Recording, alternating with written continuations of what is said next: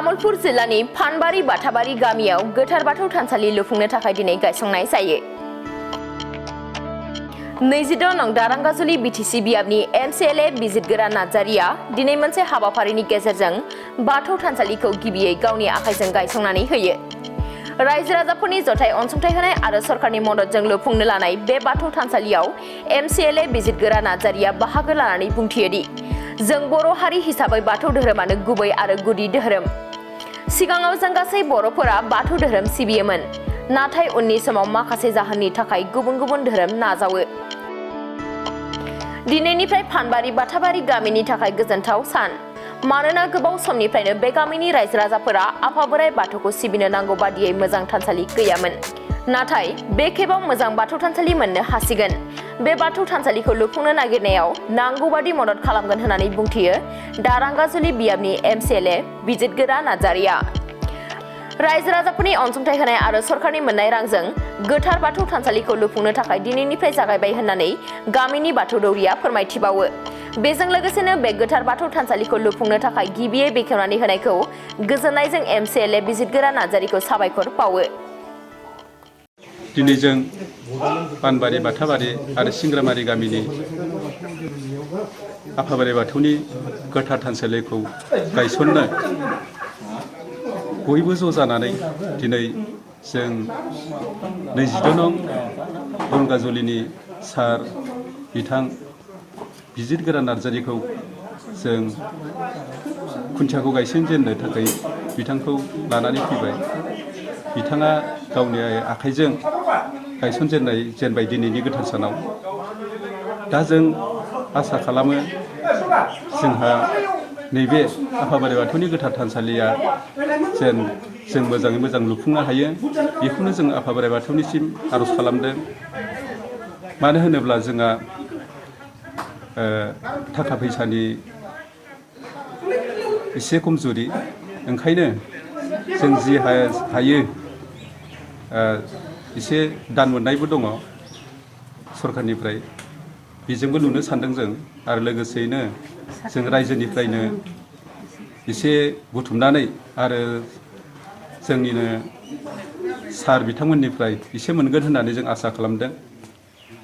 जेन जों बोसोरसेयावथ' हाखाया, बिदिनो बोसोरनै बोसोरथामनि गेजेराव जों लुनो हागोन बायदि सानदों। ओंखायनो जों दिनैनि गोथार सानखौ लानानै जोंनि फानबारि बाथाबारि आरो सिंग्रामारि गामिया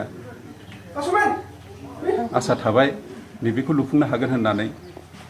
आरो लोगोसेयैनो जों फानबारि बाथाबारि आरो सिंग्रामारि गामिया बयबो जयैनो हेफाजाब होलायबा जों हागोन, बेखौ जोङो मिजिं थिखादों। मानो होनोब्ला जों एसे एनै कालेक्सनबो खालामदों, बेजों हागोन होननानै जों आसा खालामनानै दङ। आरो बिदिनो जों लुफुंनाया रायजोजों लोगोसे बिथां सारमोननिफ्रायबो सारमोनाबो खोथा होदों एसे हेफाजाब होगोन होननानै। जों बेखौ लानानैनोबो एसे आसा दङ हागोन होननानै। मन्दिर कनस्ट्राक्सन कमिटि दङ, बिथांखौ सोर सोरखौ होदोंमोनथाय? कमलेश्वराव दङ नामा? कमलेश्वर बिथां दङ, आरो गामिनि सतीश बर' बिथां आरो गावबुरा दङ। आरो लोगोसेयैनो जों दौरिफ्राबो दंफायो। बयनिबो हेफाजाब लानानै जों बिदि लुफुंनो सानदों। दा हायो ना हाया आफा इसोरनि सायाव जों आर'ज खालामनोसै। मोनसे गोजोनथाव खौरां। क'क्राझार जिल्लानि सिङाव काजिगावआव थानाय गुरुदेव कालिचरण ब्रह्म एकाडेमियाव बर' बिजोंनि थाखाय गोदानै 2025-2026 इं मायथाइनि सोलोंथाइ बोसोरनि मुं थिसननाया जागायबाय। थाखो बिथराइनिफ्राय लानानै थाखो गुसिम मुं थिसननाय जागोन। मुं थिसननाया 10 फेब्रुवारिनिफ्राय जागायगोन। रेबगान्थि आरो खाबुफोर थागोन, जेरै हौवासा आरो हिन्जावसाफोरनि थाखाय आलादा हस्टेलनि खाबु, हस्टेलनि फरायसाफोरखौ थाखो फोरोंगिरियानो जोथोन लायो, गोहैलो फरायसाफोरखौ फोरोंगिरिफोरा उफ्रायै जोथोन लानाय जायो, HSLC आनजादाव 100% उथ्रिसारनाय, कम्पिउटार सोलोंथाइनि खाबु, इंराजि आरो हिन्दी राव रायनायनि खाबु, इलेक्टिभ साबजेक्ट जेरै advance maths, Hindi, history, geography बेफोरबायदि बायदि खाबुफोरखौ मोननो हागोन। नोंथाङाबो गावनि गथ'खौ मुं थिसननोब्ला 9957951216 एबा 9613400625 एबा 8638520653 मबाइल नम्बराव थोंजों कल खालामनानै सुलाद लाहरनो हागोन। गुरुदेव कालीचरण ब्रह्म एकाडेमिया पर्बतजरानि ITI साब डिभिजन अफिसनि सेरावनो दङ।